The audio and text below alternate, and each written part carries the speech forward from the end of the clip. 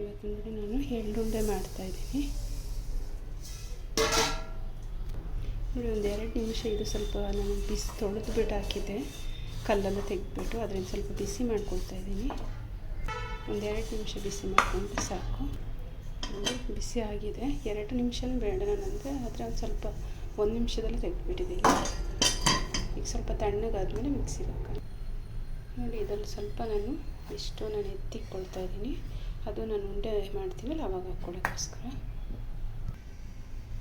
ಇವಾಗ ನೋಡಿ ನಾನು ಈ ಕಪ್ಪಲ್ಲಿ 1.5 ಕಪ್ ಎಳ್ಳು ತೊಗೊಂಡಿದ್ದೀನಿ. ಈಗ 1 ಕಪ್ಪು ಇದು ಬೆಲ್ಲ ಹಾಕ್ತಾಯಿದ್ದೀನಿ. ಇದು ರುಬ್ಕೊಂಡು ಬರ್ತೀನಿ. ಅಂದರೆ ರುಬ್ಬೋದಂದರೆ ಒಂದೇ ಒಂದು ಸ್ವಲ್ಪ ಮಾಡೋದು. ನೋಡಿ ನೀವು ರುಬ್ಬುವಾಗ ಈ ಥರ ನೋಡ್ಕೋಬೇಕು, ಈ ಥರ ಉಂಡೆ ಆಗುತ್ತಾ ಅಂತ ನೋಡಿಕೊಂಡು ಒಂದು ಸ್ವಲ್ಪ ಒಂದೇ ನಿಮಿಷ ರುಬ್ಬಿದರೆ ಸಾಕು. 1 ನಿಮಿಷನೂ ಬೇಡ. ಇವಾಗ ಅರ್ಧ ಸ್ಪೂನ್ ನಾನು ಏಲಕ್ಕಿ ಪುಡಿ ಹಾಕ್ತಾಯಿದ್ದೀನಿ. ಮತ್ತು ನಾನು ತೆಗೆದಿಟ್ಟಿರೋಂಥ ಹುರಿದಿರೋಂಥ ಎಳ್ಳನ್ನು ಹಾಕ್ತಾಯಿದ್ದೀನಿ. ನೋಡಿ ಚೆನ್ನಾಗಿ ಇದು ಕಲಿಸ್ಬೇಕು. 1 ಸ್ಪೂನ್ ತುಪ್ಪನೂ ನೋಡಿ 1 ಸ್ಪೂನ್ ತುಪ್ಪನೂ ಹಾಕ್ತಾಯಿದ್ದೀನಿ. ಇವಾಗ ಚೆನ್ನಾಗಿ ಕಲಿಸ್ತಾ ಇದ್ದೀನಿ. ನೋಡಿ ಫುಲ್ಲು ಚೆನ್ನಾಗಿ ಕಲಿಸ್ಕೊಳ್ಳಿ, ಎಲ್ಲ ಮಿಕ್ಸ್ ಆಗಿ.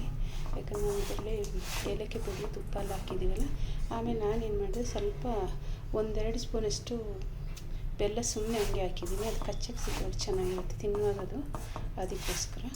ನೀವು ಹಾಕಿದ್ರೆ ಹಾಕ್ಕೊಡಿ, ಇಲ್ಲಾಂದರೆ ಬೇಡ.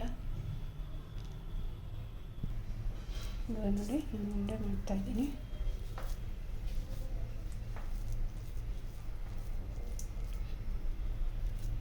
ನೀವು 2 ಕೈಲೂ ಮಾಡ್ಕೋಬೋದು. ನಾನು 1 ಕೈಲೇ ಮಾಡ್ತಾಯಿದ್ದೀನಿ, ಯಾಕಂದರೆ ನಾನು ಫೋನಲ್ಲಿ ಮಾಡ್ತಾ ಇದ್ದಲ್ಲ, ಅದರಿಂದೋಸ್ಕರ. ನೋಡಿ ಈ ಥರ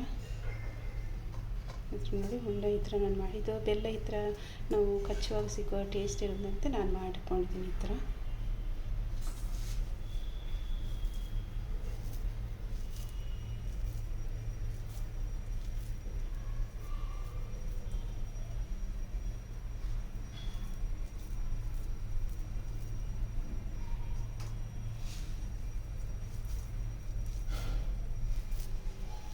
ಈ ಥರ ಉಂಡೆ ಮಾಡುವಾಗ ಚೆನ್ನಾಗಿ ಈ ಥರ ರೌಂಡಾಗಿ ಸಿಗಬೇಕು ನಿಮಗೆ. ಈ ಥರ ಉಂಡೆ ಥರ ಕರೆಕ್ಟಾಗಿ ಉಂಡೆ ಬರಬೇಕು, ಆವಾಗಲೇ ಇದು ಮಿಕ್ಸಿಂಗ್ ಕರೆಕ್ಟಾಗಿದೆ ಅಂತ. ನೋಡಿ ಈ ಥರ ಬರಬೇಕು.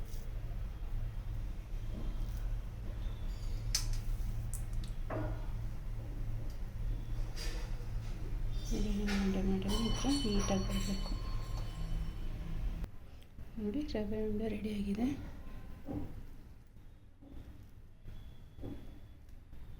ನೋಡಿ ಈ ಥರ ಒಳಗಡೆ ಒಂದೊಂದು ಬೆಲ್ಲ ಕಚ್ಚುವಾಗ ಟೇಸ್ಟಾಗಿರಲಿ ಅಂತ ನಾನು ಈ ಥರ ಇಟ್ಟಿದ್ದೀನಿ. ಈ ಥರ ಮಾಡಿದೆ. ನೀವು ಇಷ್ಟ ಇದ್ದರೆ ಈ ಥರ ಮಾಡಿ, ಇಲ್ಲಾಂದರೆ ನೀವು ಮಿಕ್ಸ್ ಮಾಡ್ಕೊಳ್ಳಿ ಫುಲ್ಲು.